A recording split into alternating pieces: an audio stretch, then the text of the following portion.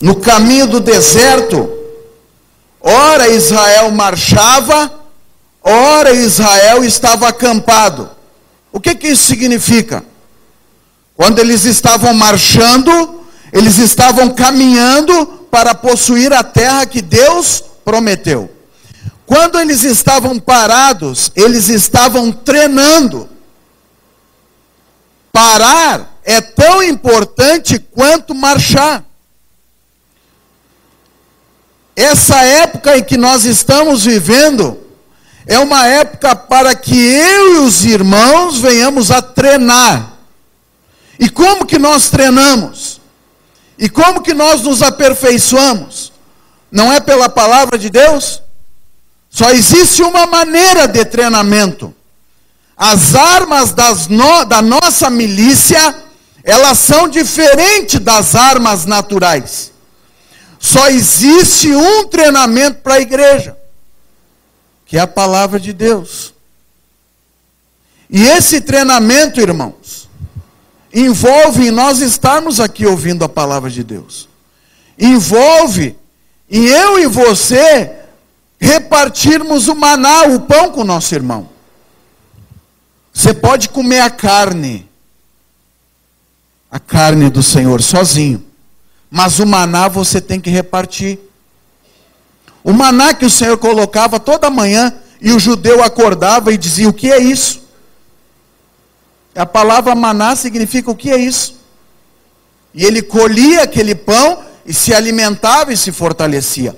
Alguém que só vem na igreja no domingo, alguém que só lê a Bíblia uma vez por semana, ou alguém que só ora uma vez na semana, eu diria que está fraco, porque ele não come o maná diariamente. Você precisa se alimentar diariamente, amém? Você precisa dizer para o teu irmão, diz assim para ele: se alimente diariamente da palavra do Senhor. Coloca um pouquinho mais de volume, Vitinho, para mim, por favor. Nós precisamos nos alimentar. Nós precisamos comer. Você sabe que se você não comer, você morre. E há uma outra categoria também. Se você comer porcaria, o que acontece com o teu corpo? É uma doença. Você morre também. Então você tem que ter cuidado, você tem que se alimentar. Mas você tem que se alimentar daquilo que é bom. Você tem que comer aquilo que é bom. Você tem que comer aquilo que vai produzir vida. Diga comigo assim: eu preciso me alimentar daquilo que vai produzir vida. Existem alimentos que produzem o que, irmãos? Morte. Isso tanto naturalmente quanto espiritualmente.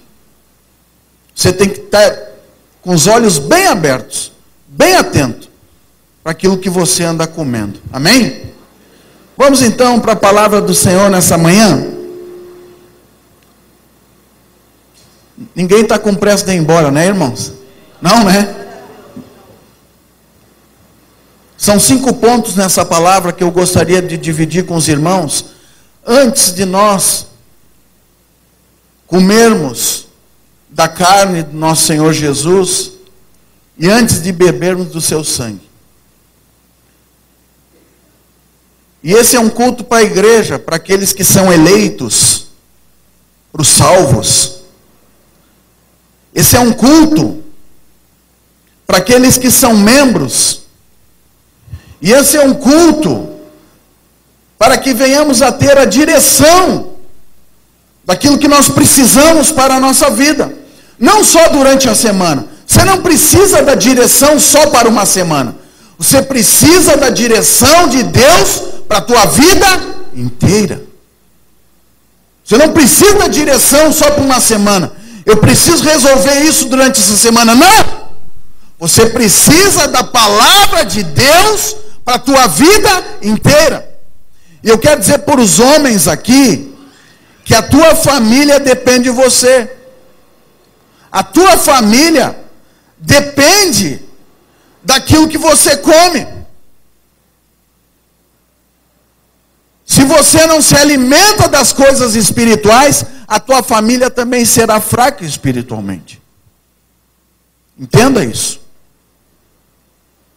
Você, como cabeça do teu lar, você tem obrigação de alimentar a tua família. É ou não é? Você tem obrigação natural e você tem obrigação espiritual, que é muito maior, mas infinitamente maior. Se você depende da tua mulher, para que ela ore, para que ela busque a Deus, para que ela faça aqui com que você ore, você está errado. Você precisa acordar nessa manhã. Você precisa acordar. Você precisa treinar. Sabe o que acontece? Falta treinamento. Falta treinamento, falta buscar o Senhor. Assim como Jonas, assim como a história de Jonas, nos dá um relato de como a nossa vida espiritual está.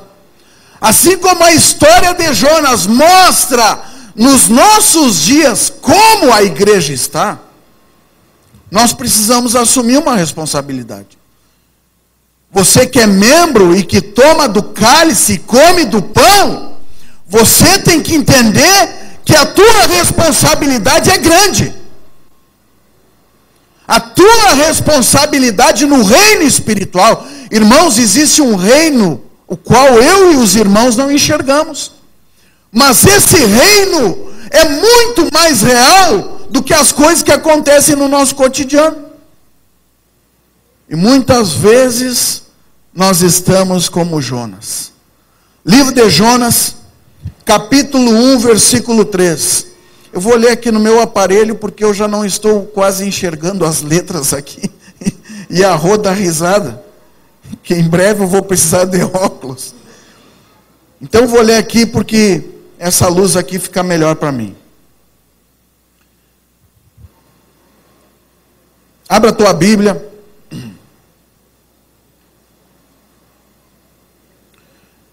Diz assim, olha só o que fala a palavra de Deus a respeito desse profeta. Profeta, um comissionado, um homem com responsabilidade. Mas Jonas fugiu da presença do Senhor, dirigindo-se para Tarsis. Desceu à cidade de Jope, onde encontrou um navio que se destinava àquele porto. Depois de pagar a passagem, embarcou para Tarsis para fugir do Senhor. Diga comigo assim, fugir do Senhor. Um pouco mais alto, fugir do Senhor. Olhe para o teu irmão e diga assim, fugir do Senhor. Irmãos, existe uma realidade hoje no mundo inteiro. E mais precisamente essa realidade tem acontecido no Oriente Médio. Se os irmãos têm acompanhado as notícias que de lá saem, essas notícias que de lá saem, para nós, corpo de Cristo, é de extrema importância. Tem um missionário americano chamado Tinel O'Connell.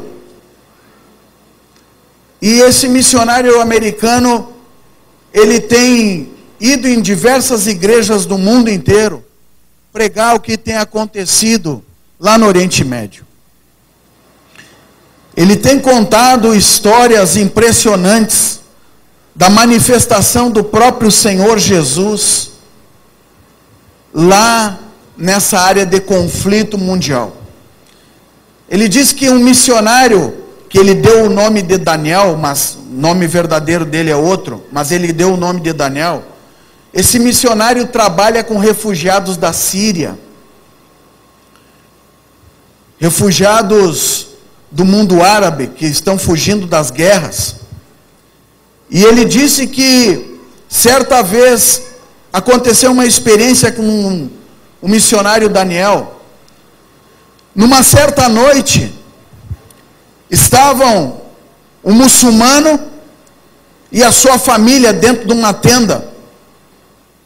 E de repente, naquela noite, chegou um homem brilhante na porta, e a luz resplandeceu naquele lugar.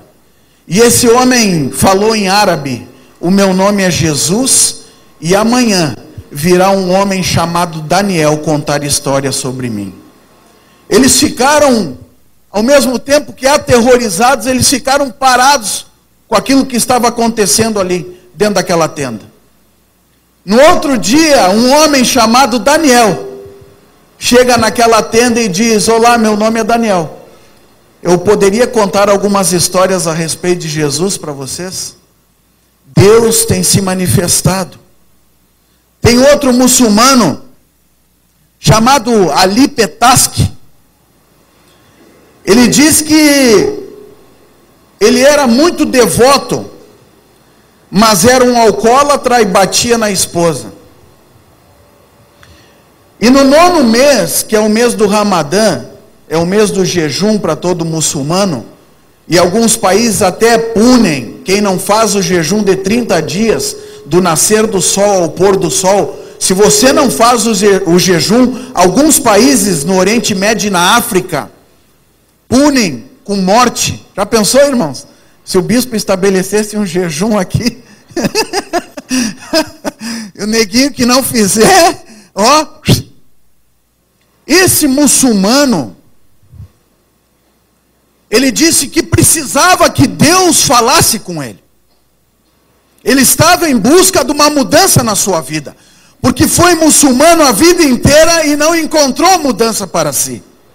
E ele foi lá beijar a pedra negra, como eles fazem, lá em Meca. E ele fez todo aquele ritual com milhares e milhares e milhares, chega na casa do 1 milhão de muçulmanos fazendo a volta naquela pedra negra. E ele diz que à noite estendeu ali as suas coisas, à luz do luar, e se deitou. E quando ele adormeceu, ele disse que sonhou com Jesus. E Jesus veio até ele, colocou o dedo na sua testa e a mão no seu peito. E disse: a partir de hoje, tu larga tudo e tu vai ser um pregador da minha palavra. Ele acordou naquela madrugada com uma mancha no peito, irmãos, como se fosse queimado. Uma mão, a mão de Jesus que tocou o seu peito. E dali por diante, ele e a esposa se tornaram missionários. Eu quero dizer para você que Deus tem feito grandes coisas no Oriente Médio, e Deus quer fazer grandes coisas na nossa vida aqui também. Mas o que eu quero falar para você é o seguinte, meu irmão. Enquanto Deus tem se manifestado lá no Oriente Médio, e esses homens têm entregado a sua vida a Ele, homens que não têm medo da morte, a igreja aqui no Ocidente, todo o Ocidente, não está fazendo nada para cumprir o seu chamado. A igreja comissionada, a igreja, como nós entendemos, esse local, a igreja tem feito muito pouco. Assim como Jonas, eu e os irmãos, muitas vezes estamos fugindo do nosso chamado. É ou não é? Você não renega quando alguém pede para você trazer uma palavra na célula? Você não renega muitas vezes quando você é chamado por Deus para você fazer algo para a obra do Senhor? Isso é fugir da presença do Senhor. Jonas é um exemplo de um homem que era comissionado, mas não queria ter responsabilidade. Era para Jonas ir para uma cidade que se chamava Nínive. Nínive é na Síria, perto da Babilônia, no atual Iraque. Lá onde tinha aquele ditador que foi morto, Não estou ouvindo. Saddam Hussein. Lá, naquela região, era para Jonas ter ido. Sabe o que o Jonas fez? Jonas pegou um barco ou um navio 4.000 quilômetros em direção contrária. Era para Jonas ir para Nínive. Jonas acabou indo, sabe para onde, irmãos? A intenção dele era ir para a Espanha. Tarsis, se você procurar, é uma cidade que na atual Espanha agora. O nome dessa cidade é Aracena. Aracena. O Jonas queria fugir para lá, enquanto a missão dele era em outro lugar. Não acontece muitas vezes conosco. Não acontece muitas vezes com a igreja. O Senhor está mandando a igreja, a noiva, a comissionada, aquela que foi chamada, ser uma coisa. Mas a igreja tem sido outra coisa totalmente diferente. Muitas vezes nós corremos atrás de tanta coisa na nossa vida, irmãos. E muitas coisas não trazem resultado. A Bíblia fala, o apóstolo Paulo escreve, pensai nas coisas lá do alto. Diga comigo, eu quero pensar nas coisas lá de cima. O primeiro ponto nessa palavra, irmãos, é que a tempestade se aproxima. Diga comigo, a tempestade se aproxima. No mesmo livro de Jonas, no versículo 4,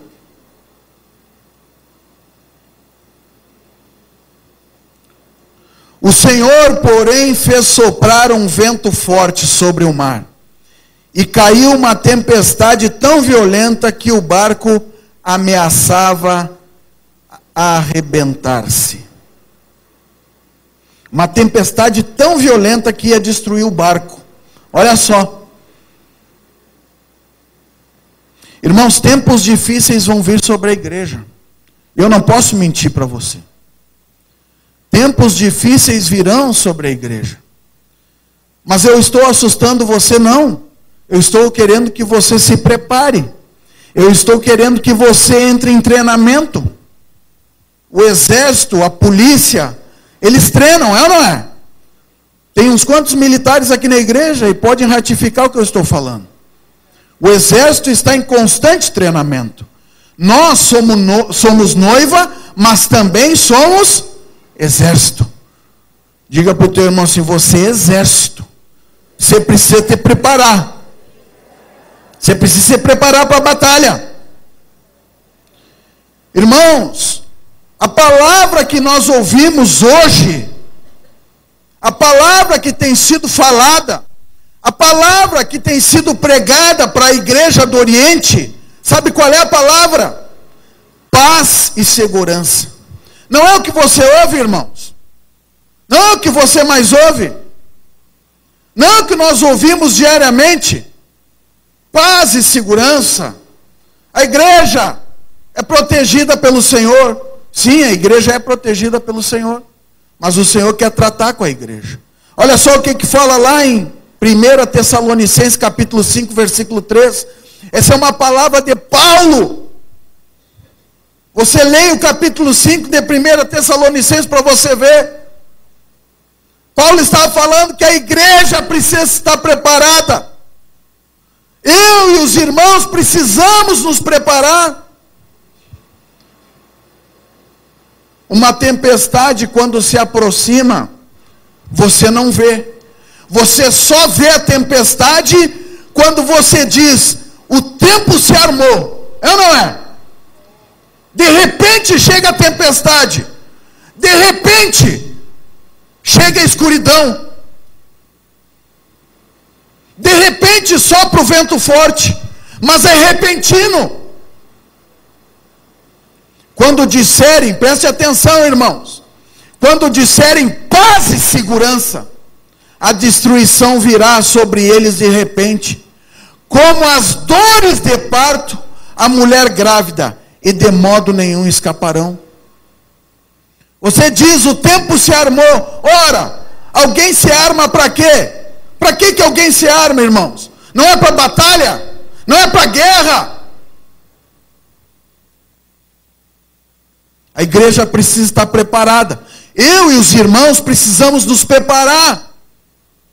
Preparar. Você precisa se preparar para a batalha. Você precisa se preparar para a guerra. Você tem que ser o contrário de Jonas. Sabe o que o nome Jonas significa? O nome Jonas significa pomba. Chega perto de uma pomba para você ver se ela não vai fugir. É um animal arisco ou não? Mas assim como nós rimos da história de Jonas e debochamos de Jonas, eu e os irmãos muitas vezes somos arisco igual o profeta. Nós estamos fugindo do nosso chamado. Nós achamos que vir à igreja um dia é o suficiente para a nossa vida espiritual. Irmãos, cada um aqui dará conta de si, os irmãos não darão conta da minha vida, e eu não darei conta da vida dos irmãos. Os irmãos têm que entender isso.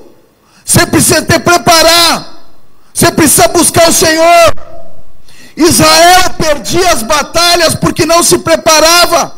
Israel perdia as batalhas porque fugia da presença do Senhor. Agora Deus trata com seu povo, é ou não é? Quantos aqui já foram tratados por Deus? Quantos aqui já foram tratados que sentiram dentro do seu coração o peso no seu coração, na sua alma? Quando você cai sobre a rocha, você encontra segurança. Agora, quando a rocha cai sobre você, você é esmigalhado. É melhor você cair sobre a rocha do que a rocha cair sobre você. A palavra de Deus nos diz, em Tiago, capítulo 4, versículo 2 e versículo 3. Até quando nós vamos parar de brincar? Até quando nós vamos parar de brincar de igreja, irmãos? Brincar de crente que está lá o nome no rol dos membros. Não, meu nome está lá. Você tem que se preocupar se o teu nome está no livro da vida. Você tem que ter só uma preocupação na tua vida. Se o teu nome está rolado lá no livro que está sendo escrito ainda nos céus. É essa a nossa preocupação. Tiago, o bispo trouxe essa palavra aqui. Olha o que fala. Vocês cobiçam coisas, mas não as têm. Matam e invejam, mas não conseguem obter o que desejam. Olha só Tiago falando para a igreja. Tiago está dizendo que os caras matavam. Irmãos, existe um sentido literal nessa palavra. Matar. Era morte mesmo. Mas hoje existe um sentido espiritual, eu já vou falar para você. Matam e invejam, mas não conseguem obter o que desejam. Vocês vivem a lutar e a fazer guerra. Não têm, porque não pedem. E quando pedem, não recebem, pois pedem por motivos errados, para gastarem seus prazeres. Irmãos, hoje espiritualmente, nós matamos e invejamos espiritualmente as pessoas. Nós matamos os outros de inveja, ou não é? Não seja hipócrita. Se teu irmão consegue algo, não precisa nem ser teu irmão da igreja. Se alguém aí de fora adquire alguma coisa, você culpa a Deus porque você não tem. Você mata as pessoas com a inveja de dentro do teu coração. Você luta, você bate boca, você fala dos outros, você xinga, você fala de pastor, você não tem dentro do teu coração um temor de Deus. Mata e inveja, mas não tem. Você não adquire. É forte, irmãos. É forte. Eu noto que em palavras fortes ninguém diz aleluia nem glória a Deus. É porque mexe com a alma. mexe com a vontade e mexe com o desejo.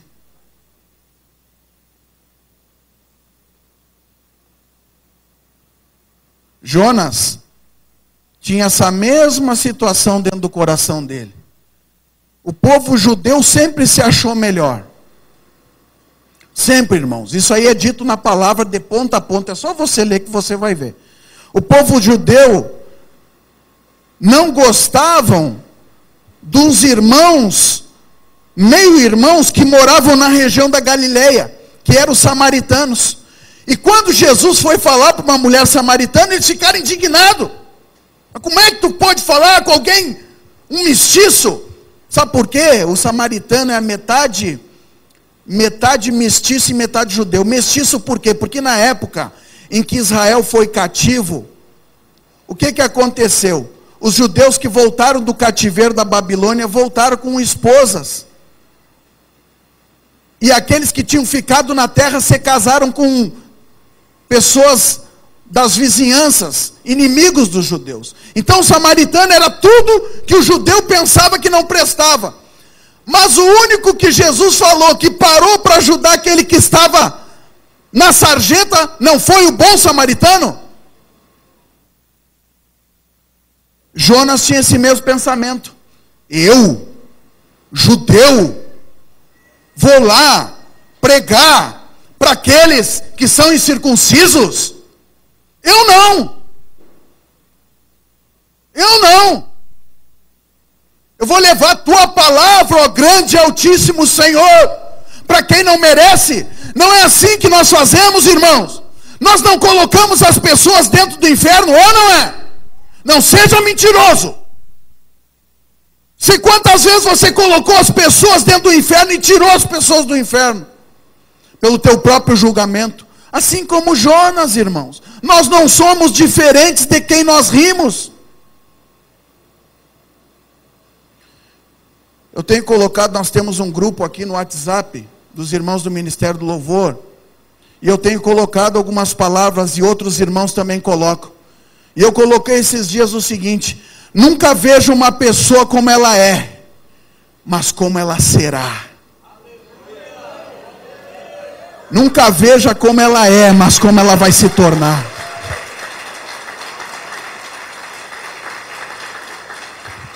Diga para o teu irmão: eu vejo que você é uma grande bênção aqui nesse lugar. Diga para ele assim: eu vejo que você está se levantando. Eu vejo que você está se levantando para ser uma grande bênção nesse lugar.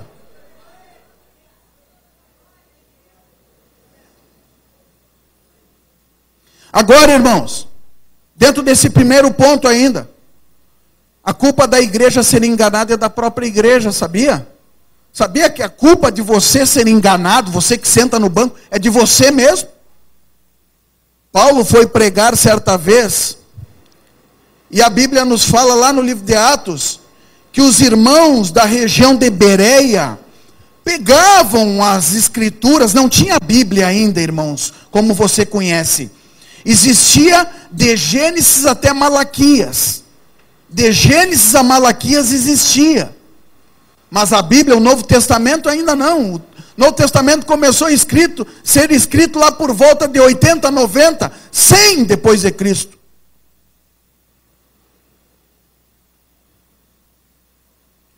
Irmãos,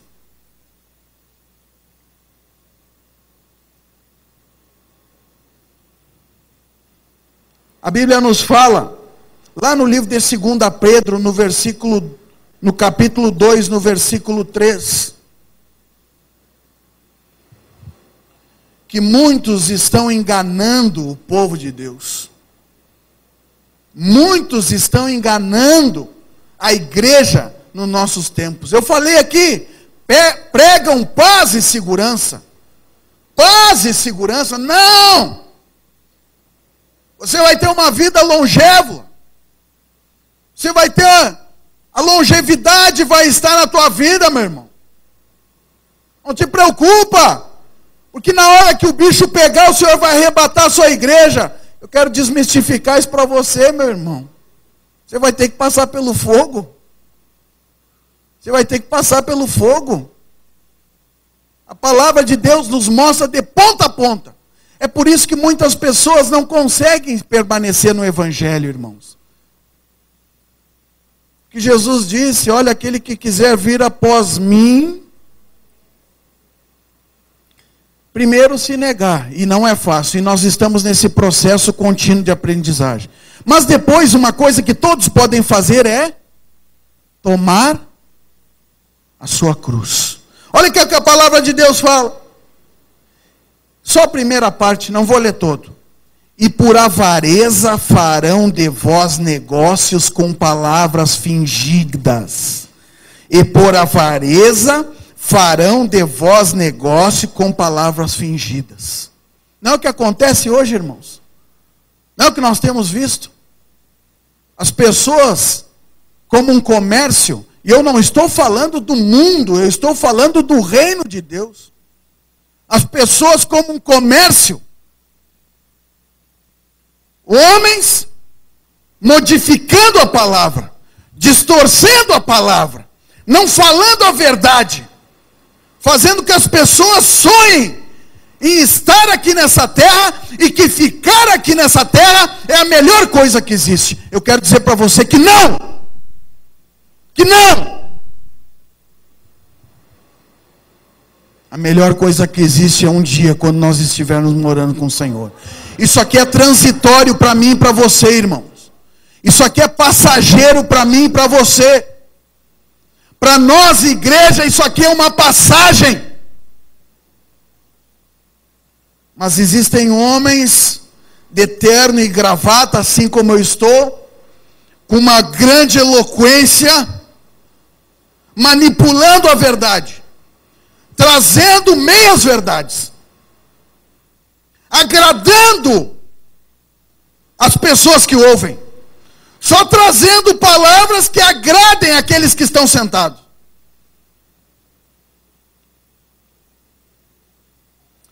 Será que nós temos mais Micaías no nosso meio? Pergunte para o teu irmão assim, será que você é um Micaías? É feio esse nome, eu sei. Mas pergunte para ele, 1 Reis, capítulo 22, versículo 8, irmãos. Micaías!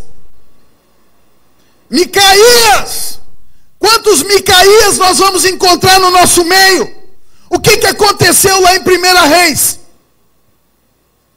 Acabe e Josafá.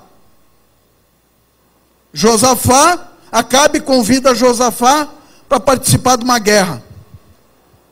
E Josafá diz assim para ele, e Josafá diz para Acabe, mas será que não tem alguém aí que a gente possa ouvir, um outro profeta? Tinha ido muitos profetas lá na presença de Acabe e de Josafá, e dançavam, e pulavam, e se retorciam, e diziam, olha, Josafá e Acabe, assim que vocês vão destruir o exército inimigo.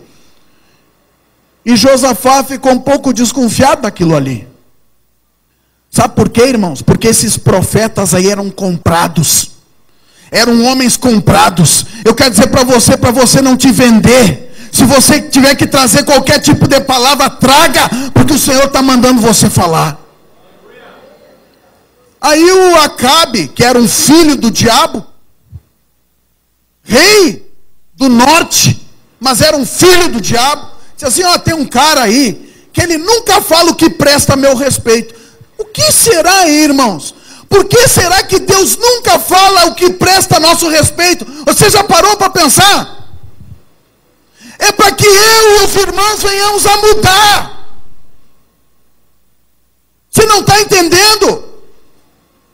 Quando Deus fala algo para nós que nós não gostamos, é para que eu e os irmãos venhamos a mudar. Para que haja mudança na nossa vida. O Evangelho do Senhor é diferente das outras religiões. O Evangelho do Senhor, você não será conhecido por aquilo que você fala, mas você será conhecido pelos, diga para o teu irmão, pelos frutos que você dá. Você vai ser conhecido pelos frutos que você dá. Você dá fruto bom, o Senhor reconhece você. Se você dá fruto mau, o Senhor também reconhece você. que aconteceu? Micaías chegou e disse assim: olha, vocês vão sair, vocês vão derrotar. Mas ele falou aquilo com ar de deboche. Deboche. E depois a palavra de Deus veio sobre ele e ele disse o seguinte: olha, saiu um espírito da presença de Deus e enganou todos esses profetas. Irmãos, Deus permite muitas vezes que a igreja seja enganada, porque a igreja quer ser enganada. Mas você tem que abrir os teus olhos com aquilo que você vê na televisão, com que tipo de profeta, o que você tem escutado, o que tem alimentado o teu coração. Cuidado! Cuidado! Porque tem muitos desejos que os homens colocam, que são desejos desse mundo, e vão ficar nesse mundo para ser queimado. Você tem que abrir teu olho, você que é membro e vai tomar ceia nessa manhã. Segundo ponto. O sono tem dominado a igreja. Jonas capítulo 1, versículo 5. Todos os marinheiros ficaram com medo e cada um clamava ao seu próprio Deus. E atiraram as cargas ao mar para tornar o navio mais leve. Enquanto isso, Jonas, que tinha descido ao porão e se deitara, dormia profundamente. Diga comigo assim: dormir profundamente. Versículo 6. O capitão dirigiu-se a ele e disse: como você pode ficar dormindo? Levante-se e clame ao seu Deus. Talvez ele tenha piedade de nós e não morramos. Irmãos, Jonas, um profeta, um homem de Deus, teve que ser acordado por um pagão. Jonas teve que ser acordado por alguém que era mundano. Irmãos, todos os sinais que o mundo está dando aí, hoje, economia, você vê crise em vários países do mundo inteiro. Inclusive a economia é uma maneira com que o próprio Deus trata a soberba daquele país, sabia? A economia de um país é tratada por Deus mediante a sua soberba e arrogância. Jonas estava dormindo indiferente, irmãos. A Bíblia fala que o barco ia se arrebentar. E você acha que ele estava dormindo porque ele era cheio do Espírito Santo? Não! Ele estava dormindo porque ele era indiferente às coisas de Deus. Não acontece muitas vezes na igreja isso. Ah, irmãos, vamos orar, irmãos. Vamos jejuar. O bispo aqui se rasgando. Olha, estou convocando a igreja para oração, para o jejum, para você buscar Deus. Mas você é indiferente, sabe por quê? Porque você dorme. Porque se você estivesse acordado e atento, você seria uma sentinela. Mas nós, como Jonas, estamos no porão do navio. O navio está pronto para se arrebentar, mas nós estamos dormindo. Dormindo. Irmãos, é uma dificuldade, irmãos. Eu vejo aqui, dentro do ministério em qual eu trabalho, de pessoas serem levantadas, irmãos, com responsabilidade. As pessoas estão indiferentes a tudo, irmãos. Você pede para uma pessoa, para ela vir ministrar, ela não pode. Para ela vir tocar, ela não pode. Sabe por quê? Porque o mundo, assim como Jonas estava com o mundo no seu coração, nós muitas vezes estamos indiferentes. Ah, se lasque. Se lasque. Eu indo no domingo tomar minha ceia e dando o meu dízimo, já faço uma grande coisa. Você está enganado, igreja. Você tem que acordar. Você precisa acordar. Estamos lá deitados no porão do navio, o navio afundando e nós bem, tranquilo. Você está bem tranquilo. Você não está nem aí. Que se lasque a igreja, que se lasque pastor, que se lasque liderança. Você tem inveja. É por isso que você não consegue. Por isso que você não cresce. Teu coração é invejoso, é mau. Está na hora, irmãos, de deixarmos de ser Jonas. Está na hora da igreja aqui nessa cidade se levantar. Está na hora de nós nos levantarmos com poder aqui. Você se levantar lá na tua casa, com poder lá dentro da tua casa e assumir a tua responsabilidade de marido, a tua responsabilidade de mulher, a tua responsabilidade de filho. Está na hora, igreja. Olha aqui que a palavra de Deus fala sobre o sono. Olha só, Isaías capítulo 29, versículo 10. O Senhor trouxe sobre vocês um sono profundo. Irmãos, o Senhor trouxe sobre vocês, não foi o diabo.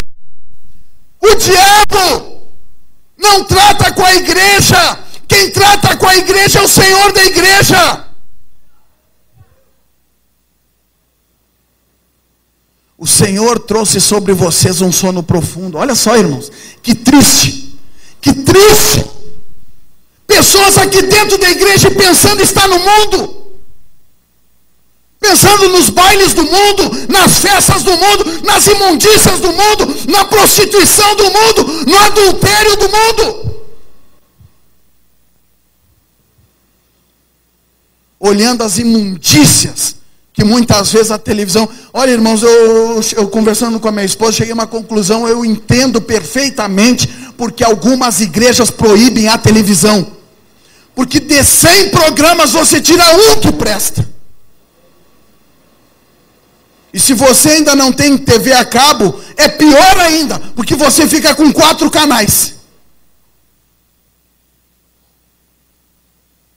Eu prefiro na minha casa, quase que todas as noites colocamos um DVD cristão para que a gente venha assistir, um DVD de música, e ficamos adorando ao Senhor. Não digo isso porque eu sou melhor que ninguém, porque eu não sou.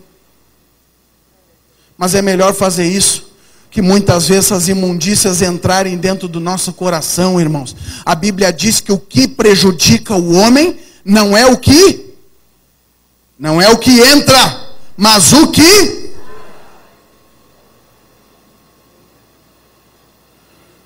Você se alimenta daquilo ali, tá bem, você é espiritual. Mas quando você vai falar alguma coisa, vai sair daquilo que você se alimentou.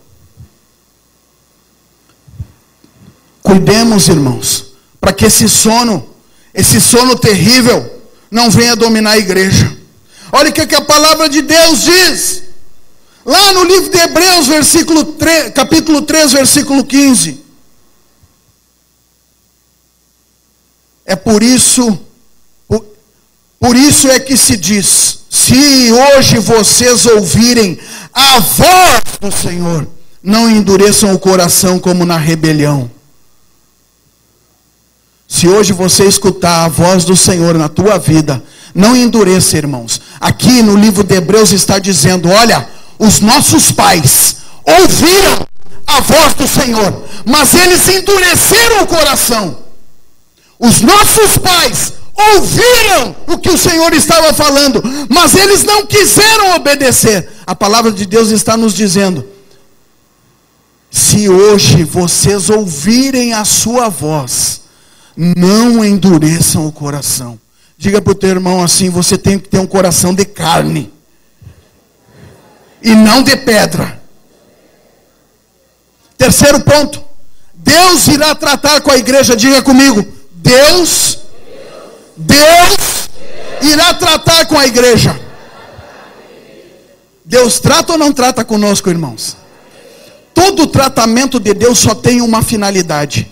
Diga comigo, todo tratamento do Senhor só tem uma finalidade. Agora diga para o teu irmão assim, quebrantamento. Amém, irmãos? Quebrantamento produz humildade. Quebrantamento mostra que você não é nada. O quebrantamento diz, olha, você é igual aos teus irmãos. Irmãos, nunca queira que alguém te chame pelo cargo. Sabia? A coisa que eu faço menos exigência aqui dentro da igreja é que alguém diga que eu sou pastor. Nunca queira que alguém te chame pelo teu cargo. Sabe por quê? Porque ela está chamando pelo teu nome, e o Senhor tem condição de fazer o teu nome grande. A Bíblia diz assim: o filho de Davi, olha que honra para Davi. Abraão, Isaque e Jacó, os patriarcas de Israel, e os nossos patriarcas também. Deus tem condição de fazer o teu nome maior do que o teu cargo, amém? Não importa se você é um diácono, não importa se você pertence a algum ministério, nunca queira que alguém considere você por aquilo que você faz. O que você faz dentro da igreja é apenas serviço. É apenas serviço para o teu irmão, você tem que entender isso. Você não é nada. A porta maior para a soberba é quando Deus começa a usar alguém e alguém acha que ele é imprescindível na obra do Senhor, que sem ele Deus já não faz nada. É coisa terrível, irmãos. Aí a rocha tem que vir e cair sobre essa pessoa. Ela esmaga a pessoa, mas Deus forma a pessoa do barro novamente. Deus vai formando eu e você, quantas vezes precisar. Diga para o teu irmão assim: quantas vezes você precisar, Deus vai fazer de novo na tua vida.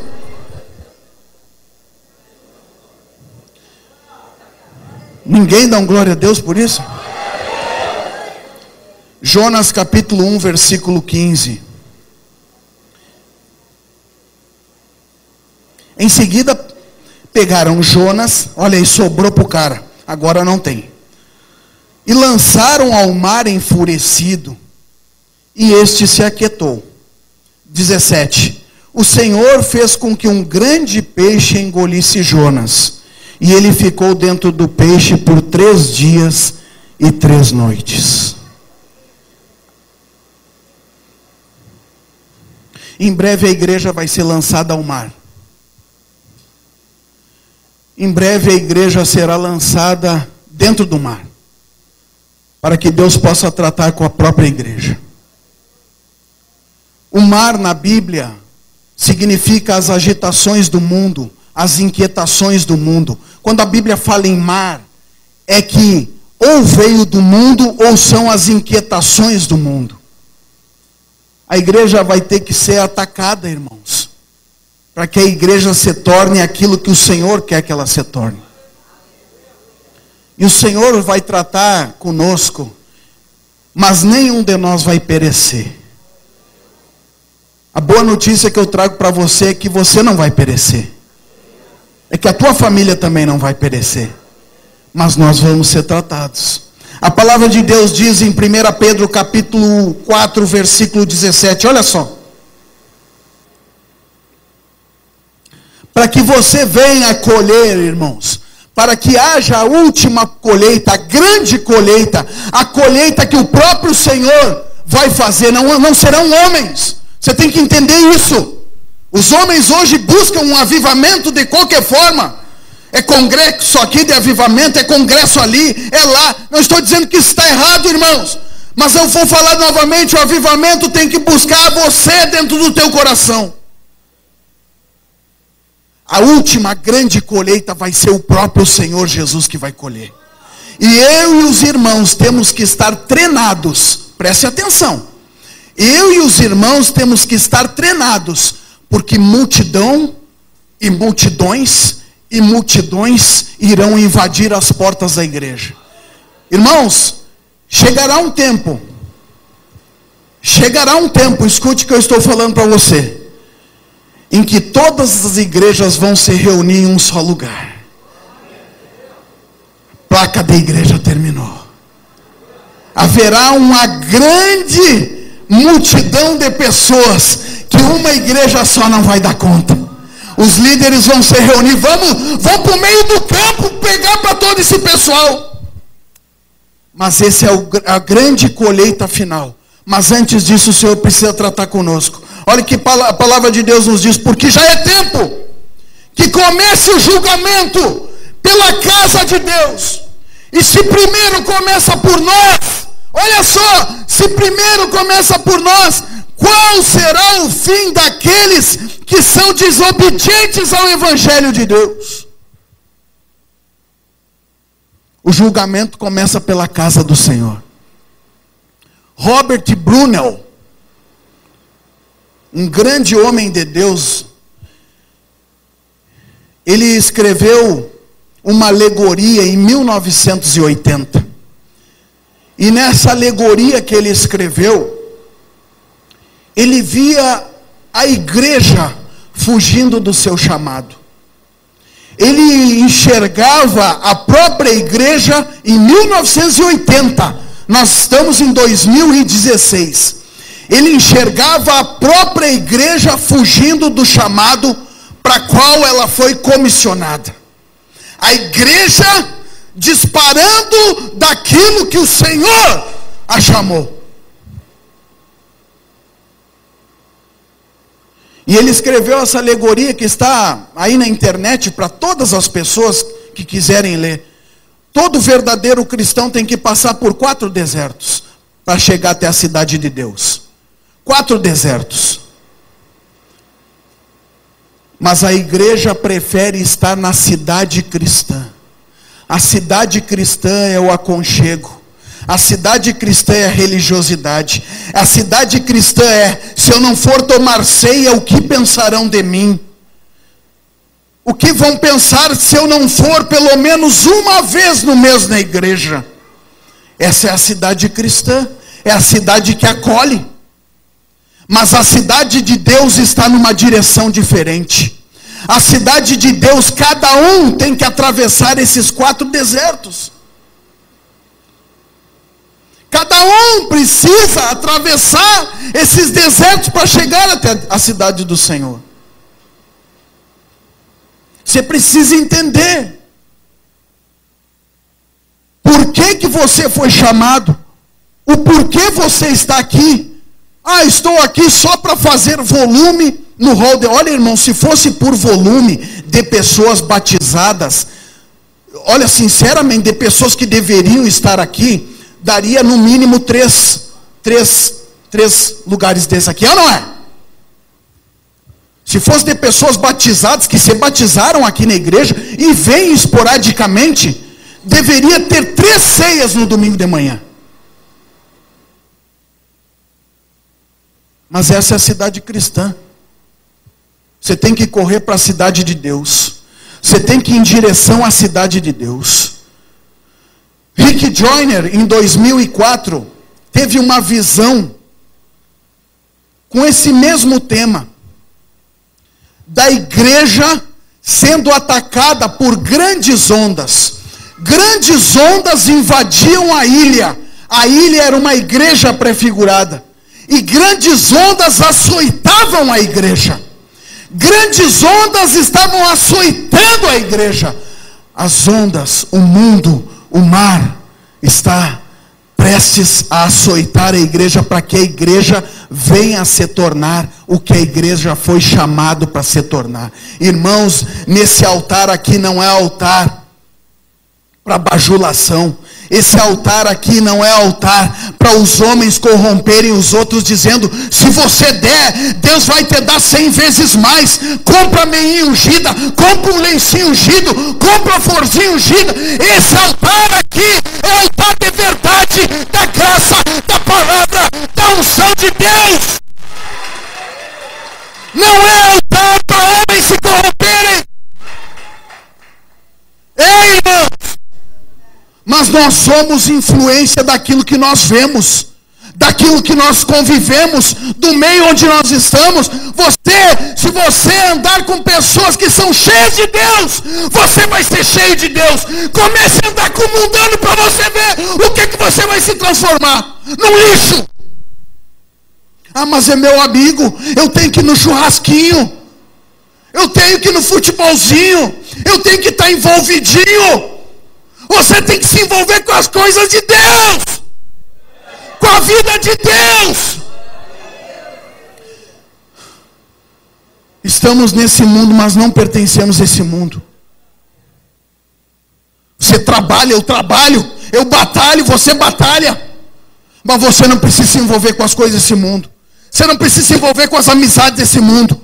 A amizade do mundo é inimizade para Deus.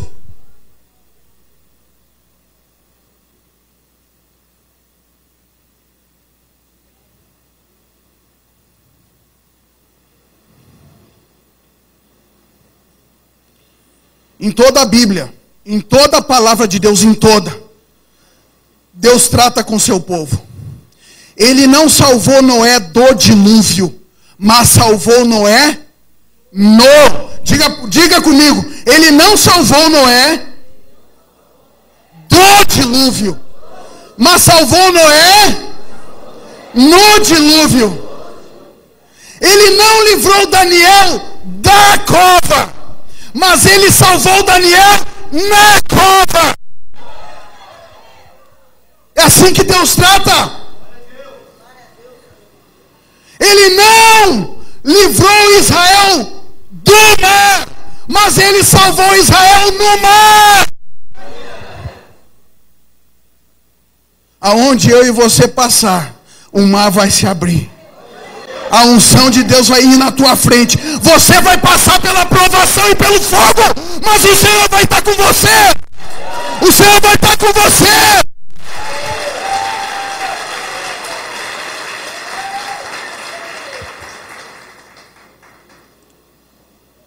Quarto ponto. A igreja está enredada. Diga comigo, a igreja está enredada. Deixa eu tomar uma água.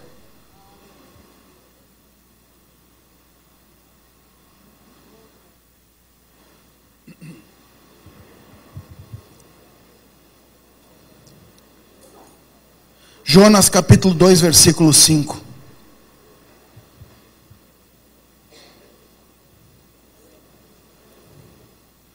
As águas agitadas me envolveram, o abismo me cercou, as algas marinhas se enrolaram na minha cabeça. Diga comigo assim, algas marinhas, saiam da minha cabeça. Espiritualmente, irmãos, coloca a mão na tua fronte, isso é espiritualmente. Algas marinhas, o mundo, os cuidados do mundo, os desejos do mundo, as amizades do mundo saiam da nossa mente. Irmãos, eu tenho aprendido, irmãos, que todos os dias, eu li isso num livro, e eu faço isso comigo todos os dias. Eu peço todos os dias para que o Senhor coloque o seu óleo sobre a minha cabeça. Pensamentos mundanos, pensamentos imundos, nós precisamos que o óleo que desceu sobre a barba de Arão desça sobre a nossa mente, sobre a nossa cabeça, nos renovando, porque todos os dias você se levanta para morrer, não é? Ei, irmãos, você tem que entender o que eu estou falando. O apóstolo Paulo disse: aquilo que eu quero, isso eu não faço. Todos os dias você se levanta para morrer. Todos os dias você tem que dizer não para a tua carne. Homens e mulheres aqui, todos os dias você diz não, eu recuso, eu não quero. O Senhor pode vir com óleo sobre a nossa cabeça. O Senhor pode pegar as algas que estão em volta da nossa mente. Eu profetizo agora em nome de Jesus que as algas que estão em cima da tua cabeça vão cair agora nessa manhã. Você vai sair com uma nova mente daqui, meu irmão. Minha irmã, você vai sair com uma mente renovada. Você vai sair dando glória a Deus e saltando em nome de Jesus. Você vai sair cheio do Espírito Santo. A graça de Deus vai vir sobre a tua vida. A unção de Deus vai vir sobre a tua família. Marcos capítulo 4, versículo 19. Mas os cuidados do mundo, a sedução das riquezas, a cobiça de outras coisas, entrando, sufocam a palavra e ela fica infrutífera.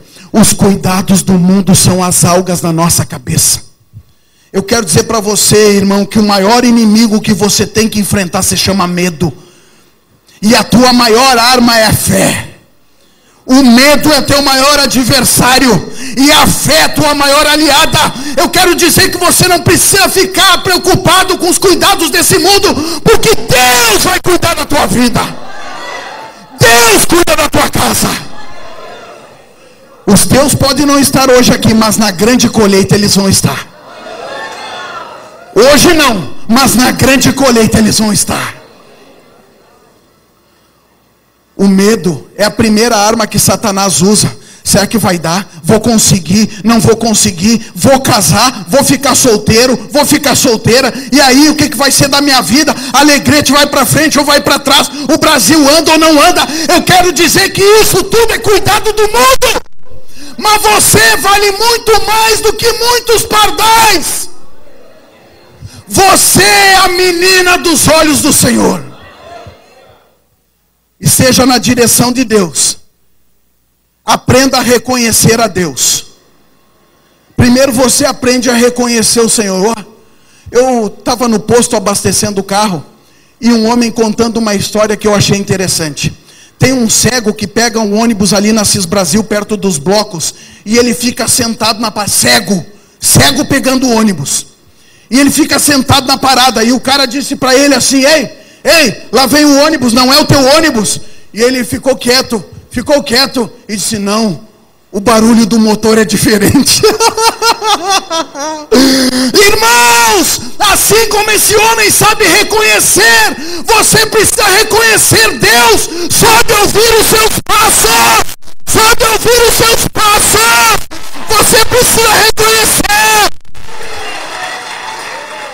Irmãos, reconheça o Senhor. Escute a sua voz. E depois você deve segui-lo.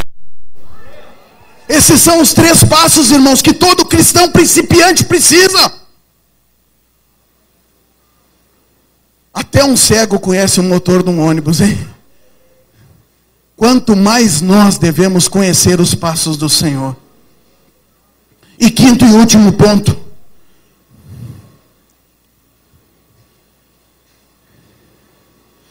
Correndo de volta para os braços do Senhor. Diga para o teu irmão assim: os braços do Senhor estão abertos. Estão abertos. Diga para ele assim: os braços do Senhor estão abertos. Jonas capítulo 2, versículo 10. E o Senhor deu ordens ao peixe, e ele vomitou Jonas em terra firme. Nós vamos ser vomitados pelo peixe, irmão. Nós vamos ser tratados, mas nós vamos ser vomitados também. E depois que Jonas foi vomitado, o que ele fez? Ele foi pregar a palavra de Deus. Ele saiu dali um novo homem.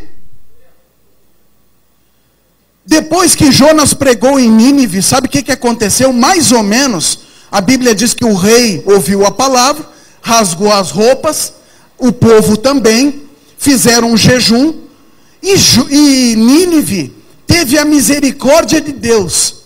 Mais 130 anos, a tua geração vai ver a misericórdia de Deus. Nínive teve a misericórdia de Deus, e eles nem conheciam o Senhor. Quanto mais nós que conhecemos o Senhor. A misericórdia do Senhor são as causas de não sermos o quê? Diga para o teu irmão: você não vai ser consumido. Você não vai ser consumido. Depois de 3 dias você vai ressuscitar. Você vai levantar, você vai dar um glória a Deus, você vai dar aleluia. Você era um crente frio, você vai ser um crente quente. Você era frio, você vai ser quente, você vai dar glória a Deus. Olha que a palavra de Deus diz. Oséias capítulo 6, versículo 1 e 2, para encerrar. Olha essa palavra maravilhosa que o Senhor nos traz, irmãos. Sabemos que seremos tratados, mas também o Senhor vai nos levantar. Venham, voltemos para o Senhor.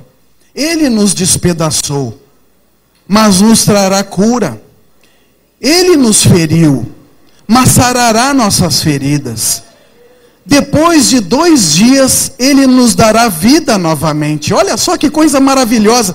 E ao 3º dia, assim como Jonas, Ele nos restaurará para que vivamos em sua presença. Você foi chamado só para uma coisa: para viver na presença do Senhor. Amém? Vamos ficar em pé? Oh, aleluia. Espero que você tenha entendido a palavra do Senhor nessa manhã. Os irmãos, preparem aí